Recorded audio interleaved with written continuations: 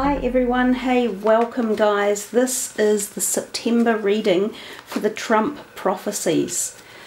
So we'll see what's coming for the Trump leadership and political party and for the United States of America, and inevitably of course for all of us, because we are all affected one way or another by one of the most powerful political agendas on the planet. So, you know, some people say, what gives you the right to do this? Well, I do have a right because it does affect me inevitably. And as I have said before, one of the strongest things that I am most concerned about is his decision to leave the climate change protocols behind. That, to me, is one of the most dangerous of all of the things he is working with and on or not on. So again, you know that I do take a few cards from the top and I spin them around and reverse them. You can see just by looking at the cards before I do this, because we can clearly see that they're all facing up the same way. So we will just take a few. I think he's had a pretty busy end to August with the severe flooding in the Houston areas and surrounds. And I think it was here we will take a few and reverse them and then carry on shuffling. I think he made a kind of a very strange comment when he turned up to, when he finally got down there and he was speaking to the public, and he said, "Oh, great turnout, great to see you all here, you know, great turnout." And I thought, God, you're not here for a bloody concert. You're here to save lives and assess a very, very stressful, dangerous situation. And he, I mean, this is when he sometimes gets it wrong. It's like, yeah, I don't know what to say. But anyhow, let's keep moving, shuffling these until they're shuffled enough. If any reversals come up, then they were meant to do so. If they don't, that's fine as well. Okay.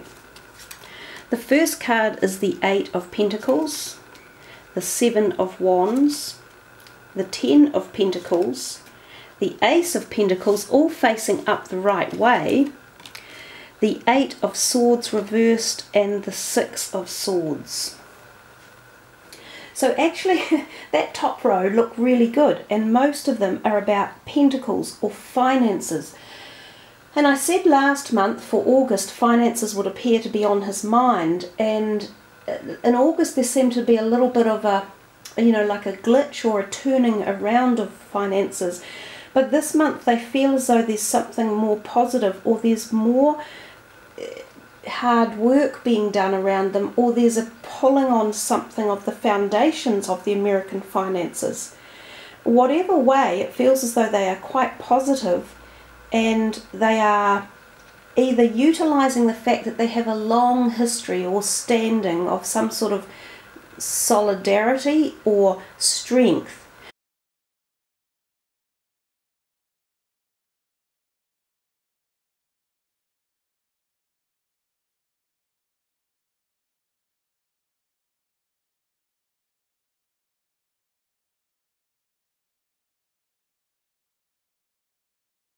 But there is also something slightly new coming, some sort of offer. Now this can sometimes be an offer of support or extension of current financial status or loans, or maybe even like a possible upgrading from a rating that they've got somehow.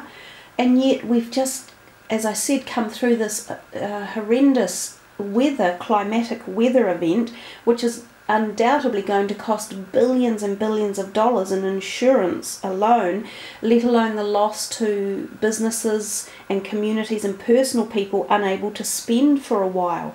So those, in effect, one would think would have a negative consequence on the finances, but there's a buoying up here of finances, and it feels as though someone or something is supporting it somehow, or giving it some, like, you know, when someone has had a leg operation and they've given a pair of crutches to stand on so that they can actually be supported and continue. Well, it feels like this, as if there's support or there's structure or some sort of help coming. The top row really are fundamentally they're just there, and they're just all about money and finances. Perhaps he restructures talks, or he's doing negotiations, or there's some sort of financial benevolence coming, or positivity, or solidness, reaffirming it. I wonder what the American dollar value will do in September. Will it go up for some reason?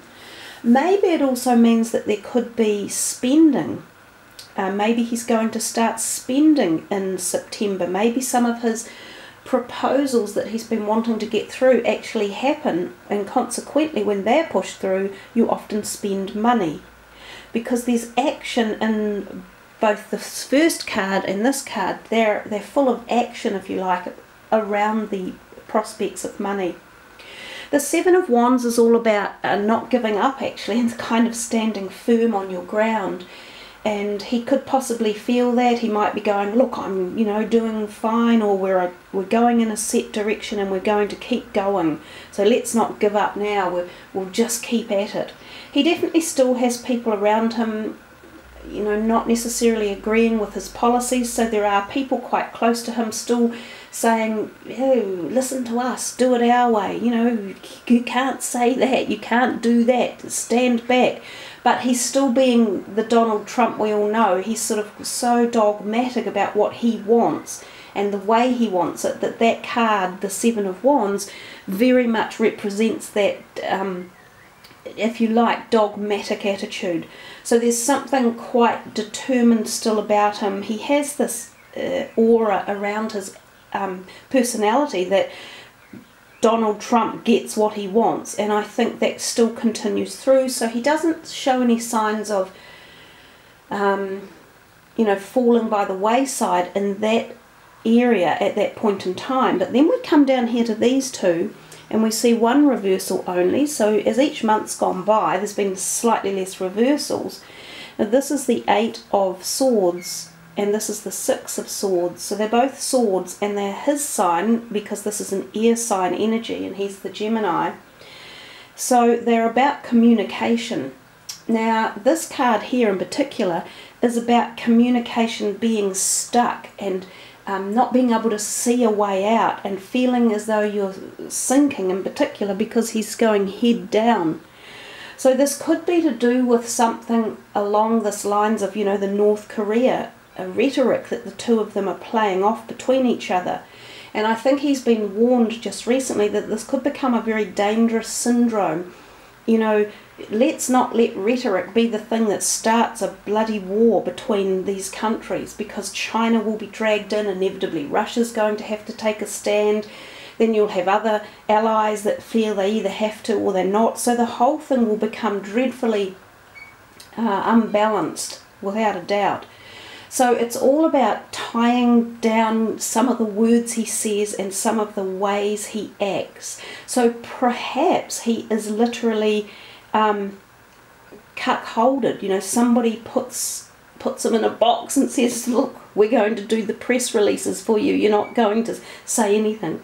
I don't know what it is, but there is a definite feeling that he's something is falling in around his communication. It's like he's digging a hole for himself, I think would be the best way to put it. And he has to stop it now, because there's no better time than the present to back off and just say, okay, look, we'll work this out in a different way. We all agree that North Korea can't keep blasting off missiles everywhere, that it has to be stopped, but it has to be globally stopped by the big powers as well. So China and Russia all have to get off their jacksies and play a role in this. We come to this one, the Six of Swords, and actually it's quite a good card, even though it looks a little bit ominous. Ominous. I couldn't get that out, could I? It's about leaving something behind and sailing into slightly smoother waters. So it's about suggesting that there's been a lot of turbulence, and there is a possibility that through communication you might be able to move on. So these two almost are polar opposites of each other, and yet they sit beside each other. So are they the suggestion that he needs to be able to communicate in an appropriate manner to be able to move on and therefore get out of this locked position? Is that the message here in the reading? I'm unsure. But this card generally talks about moving away from negativity, from locked conversation, from relationships that aren't working well. It says you take someone with you as well, so you leave some people behind. So this could be also a sign of separating again of some of his Congress people possibly, so he might be leaving some of them behind or moving on without some of them. It also does represent travel across water, and that number 6 could be relevant. And so I'm also thinking here, is this referring to warships moving across water? Is this referring to, you know, displacement of ships again through the waters somewhere around the world? So when we're doing this reading for Trump, you know, there's a lot to take on board. It's not necessarily, you're not just looking at you know, a small vision window here. It could be a very big political window that we're viewing. So any of you that have ideas to match the cards or your own thoughts, again, leave them below the video. They're really worth reading and taking on board as well.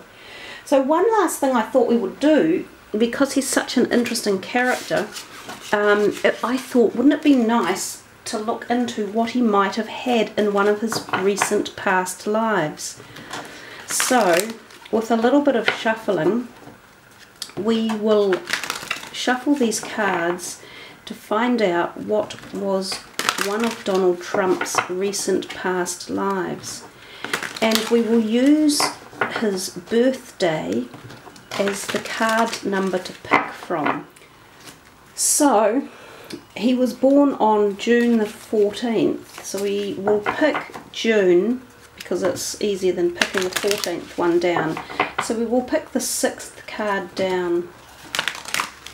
This is for Donald, what was one of his recent past lives.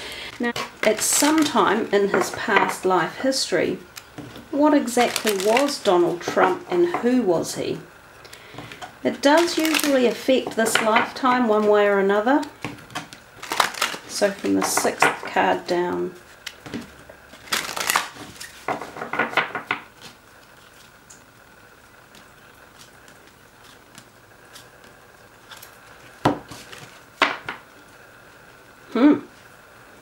Knighthood. I think he probably thinks he is one anyhow, somehow. Once a knight, always a knight. You received this card as a validation of your inner knighthood. Whether you're a man or a woman in this life, you have the heart and the mind of a knight. Most likely you have long had a fascination with tales and images of knights. You may collect knight figurines. In relationships and careers, you're drawn to defend those who are weak or vulnerable. You may choose a profession that puts you into a guardian or protector role. It's essential that you only work for organisations that you fully believe in.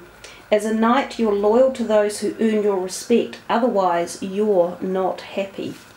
So, you know, there's a possibility there that he fits into that category. He certainly does exude some of the energies and kind of like bolshiness of a knight indeed, because knights challenged and they fought wars and they won. You know, they would go out for months and years on end to conquer lands and to fight and be the leaders, these supreme ego leaders that they were. So there you are, guys. That's an interesting little way to finish that off for Mr. Donald Trump. Thanks for listening, tuning in, liking and subbing, everyone. Have a safe and happy September.